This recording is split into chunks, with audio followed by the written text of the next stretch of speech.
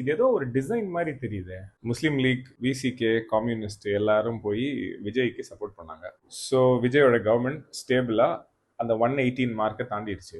அதிமுகல இருந்து ஒரு 30 பேர் போறாங்க அப்படிங்கிற மாதிரி நியூஸ் வருது. அப்படி போனா விசிகே, கம்யூனிஸ்ட், முஸ்லீம் லீக் இவங்களோட சப்போர்ட் தேவைப்படாது. அப்படி தேவைப்படலைன்னா எதுக்காக இவ்வளவு நாள் வெயிட் பண்ணாங்க? விசிகே, கம்யூனிஸ்ட், முஸ்லீம் லீக் ஓட்டு போட்டவங்க விஜய்க்கு சப்போர்ட் பண்ண வேணாம் தான் நினைச்சாங்க. பிரசிடென்ட் ரூல் வர வேண்டாம் அப்படிங்கிறதுக்காக இவங்க போய் அதை ஓட்டு போட்டு விஜயோட கவர்மெண்ட்டை ஸ்டேபிள் பண்ணணும்னு சொல்லி பண்ணாங்க.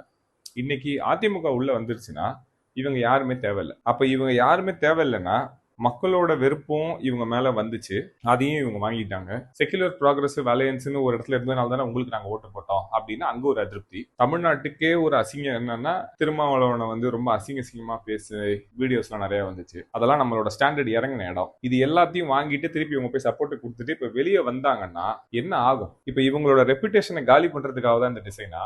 அதிமுக 30 பேர் உள்ள போயிட்டாங்கன்னா விஜய் கவர்மெண்ட் ரொம்ப ஸ்டேபிள் ஆகும். அந்த அதிமுகல இருக்கிறவங்க எல்லாம் காங்கிரஸ் மாதிரி பார்ட் ஆஃப் த டிவிகே கவர்மெண்ட்ல இருப்பாங்க.